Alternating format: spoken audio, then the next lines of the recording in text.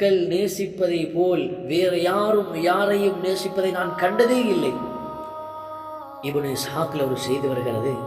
ஒரு பெண் உஹதுடைய யுத்தம் முடிஞ்சிட்டு எல்லா மக்களும் யுத்தத்திலிருந்து திரும்பி வராங்க. ஒரு பொம்பளை வரவேற்கிறதுக்காக வேண்டி முன்னோக்கி போகிறாங்க. போகிற நேரத்தில் ஒருத்தர் சொன்னாராம், கத் கூத்தில அபூக்கி, தாயே உங்களோட வாப்பா யுத்தத்தில் ஷஹீதாகிட்டார். அவள் கேட்டாவாம், என் வாப்பா சரி, மா ஃபஅல ரசூலுல்லாஹ், ரசூலுல்லாஹ் எப்படி இருக்கிறாங்க? இன்னும் கொஞ்சம் தூரம் போகிறா, சொல்லப்பட்டுச்சு யுத்தத்தில் உங்களோட தம்பி மௌத்தாகிட்டு. அவள் கேட்குறா, மா ஃபஅல ரசூலுல்லாஹ், ரசூலுல்லாஹ் எப்படி இருக்கிறாங்க? இன்னொருத்தர் உங்களோட கணவர் மௌத்து, கத் குத்தில ஜௌஜுகி. ஒவ்வொருத்தரும் சொல்ல சொல்ல சொல்ல இவர் என்று அவட கேள்வி என்ன தெரியுமா? மா ஃபஅல ரசூலுல்லாஹ், ரசூலுல்லாஹ் எப்படி இருக்கிறாங்க? நபி அவங்களை பார்க்கும் வரைக்கும் அவங்களுக்கு ஆறுதல் இல்லை. நபி அவர்களை பார்த்த பிறகுதான் நிம்மதி அடைஞ்சாங்க. ஃபலம்மா ரஅத்ஹு காலத் குல்லு முஸீபத்தின் பஅதக ஜலல். நபி அவர்கள் இந்த பெண்ணை கண்டவுடனே அப்படியே நபி அவர்களுக்கு முன்னுக்கால அவ போய் நின்று, யா ரசூலல்லாஹ், அல்லாஹ்வுடைய தூதரே, உங்களுக்கு முன்னால் நிற்கிற வரைக்கும் நான் நிம்மதி அடையல.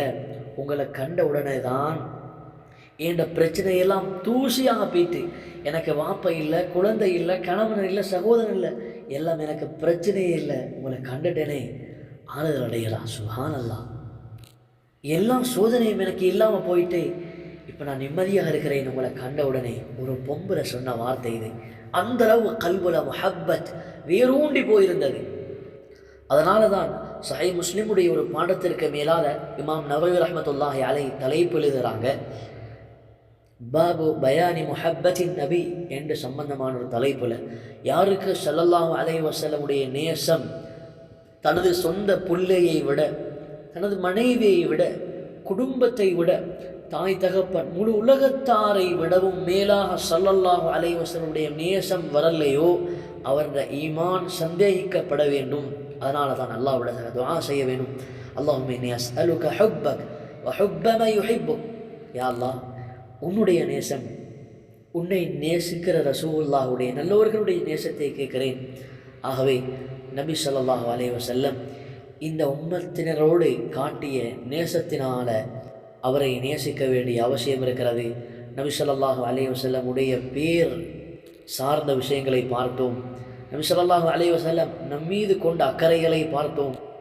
இதனை அடிக்கடி படிப்போம், பேசுவோம். நாங்கள் செய்ய வேண்டிய மிக முக்கியமான அமல் ஸலவாத்து சொல்வோம். அல்லாஹும்ம ஸல்லி அலா முஹம்மத், அல்லாஹும்ம ஸல்லி அலா முஹம்மத். நாங்கள் சொல்கிற ஒவ்வொரு ஸலவாத்தும் அவர்களுக்கு எடுத்து காண்பிக்கப்படுகிறது. அதற்காக நபிக்கு அவர்கள் துஆ செய்கிறார்கள். நாங்கள் நபி அவங்களுக்கு அல்லாஹும்ம ஸல்லி அலா முஹம்மதுன்னு சொன்னால் அது நபி அவங்களுக்கு எடுத்து காட்டப்படும். நபி அவங்க அதை பார்த்துட்டு எங்களுக்கு துஆ செய்கிறாங்க. இந்த ஸலவாத்துகள் ஒவ்வொன்றும் உலகத்தில் யாரெல்லாம் நான் ரசூலுல்லாஹ் அவர்களுடன் பேசணும் என்று நினைக்கிற ஒவ்வொருக்கும் உரிய சான்ஸ் இது.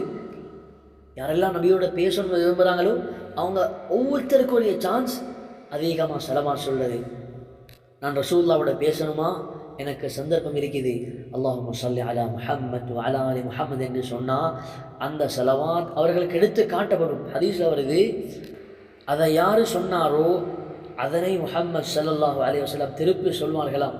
உதாரணமே முஹம்மதுன்னு ஒருத்தர் சொன்னார், அப்துல்லான்னு ஒருத்தர் சொன்னாரண்டா நபி அவர்கள் திரும்பி சொல்லுவாங்களாம், வ அலைக்க ஸலாம் யா முஹம்மத் வ அலைக்க ஸலாம் யா அப்துல்லாஹ். எங்களோட பேரை சொல்லி நபி அவங்க பதில் சொல்லுவாங்களாம், உங்களுக்கு அல்லாஹ் சலாம் சொல்லட்டும். ஹைர், இந்த விஷயங்களை கேட்டு அமல் செய்து ஸல்லல்லாஹு அலைஹி வஸல்லம் அவர்களுடைய